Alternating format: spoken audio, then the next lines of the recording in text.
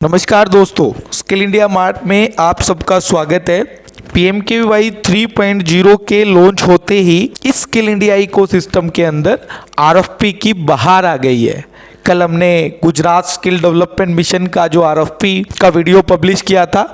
आज हम एक और स्टेट उत्तराखंड स्किल के RFP के बारे में आपको बताने जा रहे हैं। दोस्तों, मैं आपको बता दूं, ये RFP की जो एलिजिबिलिटी कंडीशन है वो सबसे आसान है, क्योंकि अब तक इतना कम टर्नओवर किसी भी स्टेट ने नहीं मांगा है। इस RFP को भरकर आप डायरेक्ट दो स्कीम, एक शॉर्ट टर्म ट्रेनिंग के लिए और दूसरा RPL के लिए, दो स्कीम में टारगेट ले सकते हैं। अब सबसे पहले कुछ इंपॉर्टेंट डेट्स जिनका आपको ध्यान रखना होगा।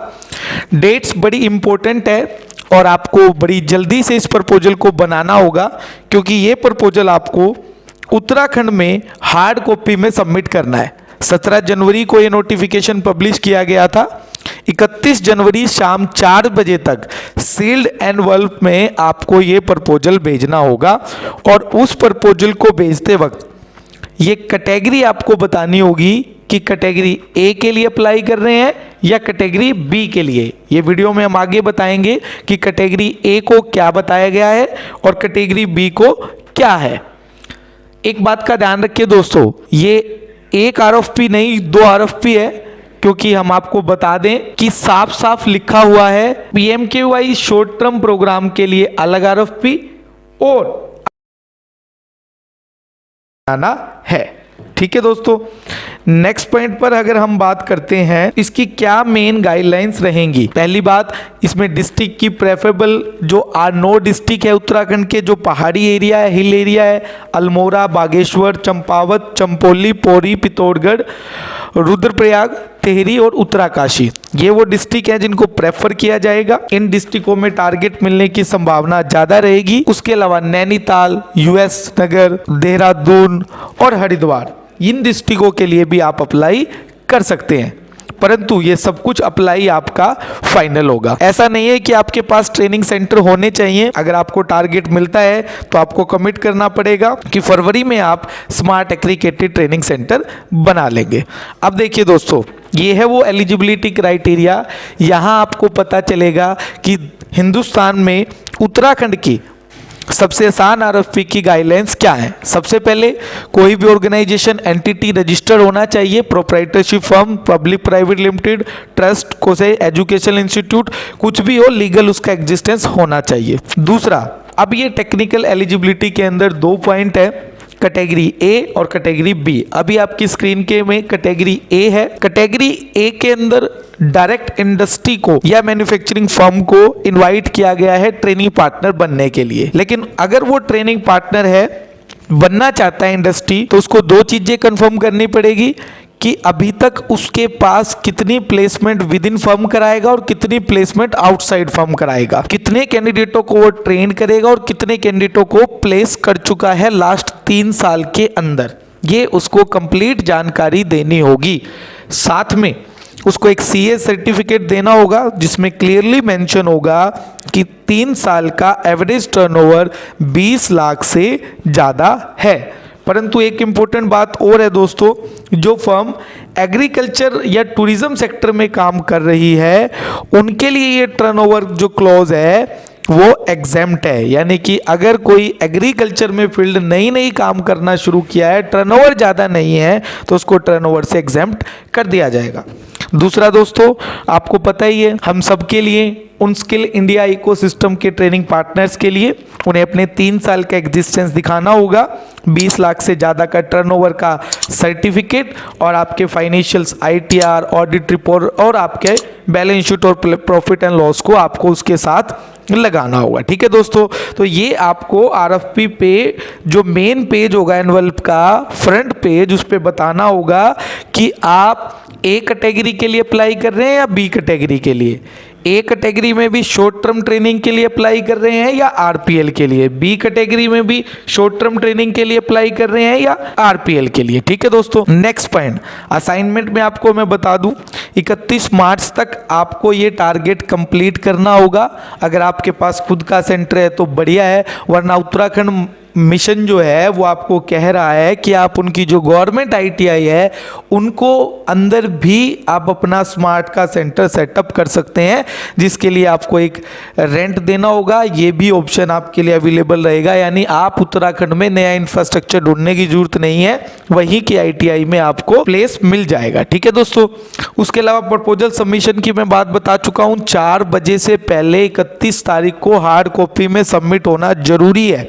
आप ध्यान रखें, जो एनवलप का ओपनिंग होगी उस पर क्लियरली कैटेगरी और शॉर्ट टर्म ट्रेनिंग और RPL मेंशन हो, तभी इस प्रपोजल को एक्सेप्ट करा जाएगा। ये देखिए पॉइंट नंबर बी बड़ा इंपॉर्टेंट है, separate proposal for short term training and recognise of prior learning to be submitted. In case single proposal अगर सबमिट किया जाता है तो वो दोनों के दोनों प्रपोजलों को डिस्क्वालीफाई कर दिया जाएगा, यानी अलग अलग प्रपोजल आपको बनाने होंगे। ठीक है दोस्तों, कॉन्टैक्ट्स की डिटेल दी गई है, ईमेल आईडी पे आप क्वेरी जान सकते हैं, फ़ोन नंबर दिया गया है, इससे कोई भी रिलेटेड आपको डिटेल्स चाहिए तो। उसके अलावा अब आ जाइए आप दोस्तों वो अनेक्चर्स जो आपको फिल 1 आपकी स्क्रीन पर दिखाई दे रहा है। बेसिक एनेक्चर है, ऑर्गेनाइजेशन का नाम, किस में आप काम कर रहे हैं, कैटेगरी A के लिए। अगर आप स्किल डेवलपमेंट में ट्रेनिंग पार्टनर है तो सीधा आप यहाँ पे ट्रेनिंग पार्टनर लिख सकते हैं। रजिस्टर्ड ऑफिस, मोबाइल, ईमेल और वेबसाइट। अगर कोई आपका ब्रांच ऑफिस उत्तराखंड के अंदर भी है तो उसकी डिटेल भी आप लोग देंगे। ऑथोराइज आपका रिप्रेजेंटेटिव क्या है, डिजिग्नेशन, सिंपल डिटेल्स है। सेकेंड एनेक्चर लीगल, जो कंपनी के बारे में आप बताएंगे, कंपनी का रजिस्ट्रेशन सर्टिफिकेट, कहाँ पर रजिस्टर्ड है, date of registration, private limited है, कब से एग्जिस्टेंस कर रही है, कितने साल से। इसके साथ अब अपना registration certificate, pan card, GST number, MSME या जो भी पार्टनरशिप, सोसाइटी की डीड, आप इसके साथ सारे डॉक्यूमेंट्री प्रूफ लगाओगे अपेंडिक्स 2 के साथ। अपेंडिक्स 3 में आप देखिए, जो कैटेगरी A के लिए अप्लाई करना चाहता है ना, वो कैटेगरी B वाले नीचे से हटा सकता है। जो 100 रुपये के स्टाम्प पेपर पर होगा वो कैटेगरी B वाला हट जाएगा। A में जो इंडस्ट्री अप्लाई करना चाहती है वो A और B 2 चीज़ों को अप्लाई करेगी, जैसे कितनी प्लेसमेंट अब तक वो प्रोवाइड करा चुके हैं और कितनी शॉर्ट टर्म ट्रेनिंग अभी तक उन्होंने दी है। इसी तरह जो ट्रेनिंग प्रोवाइडर कैटेगरी B के लिए अप्लाई करेंगे उन्हें भी ध्यान से देखना होगा कि देखिए जब स्पेशली मेंशन किया गया है RPL के लिए अलग होगा, यहीं से इसको आप अलग अलग करोगे। कैटेगरी A के लिए आपके पास स्किल ट्रेनिंग का एक्सपीरियंस होना चाहिए, इसके सारे वर्क ऑर्डर लगाओगे, स्नैपशॉट लगाओगे और प्लेसमेंट का डाटा आप दोगे। जब RPL का प्रपोजल आप बनाओगे तो B जो पॉइंट है इसमें अगर आपका कोई एक्सपीरियंस है तो वो एक्सपीरियंस यहाँ पर आप मेंशन करेंगे और उसके भी सारे वर्क ऑर्डर आप लोग लगाएंगे। ठीक है दोस्तों, नेक्स्ट पॉइंट पर अगर मैं बात करता हूँ, सबसे इंपॉर्टेंट अपेंडिक्स है 4, प्लेसमेंट टाइप। एम्प्लॉयर का नाम, उसका एड्रेस, उसकी डिटेल्स आप लोग डालेंगे, कितनी वैकेंसी उसके पास अवेलेबल है, जॉब किस तरह के जॉब प्रोफाइल में वो आपने टाइप किया हुआ है, और साथ साथ जितने लोगों की डिटेल आप यहाँ पर डालेंगे उन सब के साथ आपका LOI या फिर आपके उसके साथ MOU वो भी अटैच करना होगा, तभी इसको माना जाएगा, अदरवाइज अपेंडिक्स काम नहीं करेगा। ठीक है दोस्तों, अपेंडिक्स 5 कैटेगरी 1 के लिए है। कैटेगरी 1 या फिर कैटेगरी 2 जो भी जॉब रोल आप प्रपोज कर रहे हो, जिनके साथ आपका प्लेसमेंट लिंकेज है, जो इंडस्ट्री एक्सपर्ट और डोमेन एक्सपर्ट जो है वो डिटेल्स डालें कि किस तरह के जॉब रोलों की आवश्यकता उत्तराखंड के अंदर है और किस तरह की इंडस्ट्री वहाँ पर अवेलेबल है, किस तरह की स्किल लेबर वहाँ पर चाहिए। ठीक है दोस्तों, ये था आपका उत्तराखंड स्किल डेवलपमेंट मिशन का प्रपोजल। ध्यान रखिए दोस्तों, फिर से मैं कंफर्म करता हूँ, लास्ट डेट 31 जनवरी 2021 शाम के 4 बजे तक। आपको ध्यान रखें दोस्तों, कोई ईमेल से भेजा गया प्रपोजल एक्सेप्ट नहीं किया जाएगा, सारा प्रपोजल आपको हार्ड कॉपी में सबमिट करना होगा। हार्ड कॉपी में RPL के लिए अलग, शॉर्ट टर्म ट्रेनिंग के लिए अलग, दोनों ट्रेनिंग के लिए अलग अलग प्रपोजल 31 तारीख को शाम के 4 बजे तक आपको ये प्रपोजल हार्ड कॉपी में सबमिट करना होगा। कोई भी फीस इस टेंडर की नहीं है, ये 0 कॉस्ट का टेंडर होगा। ठीक है दोस्तों, धन्यवाद।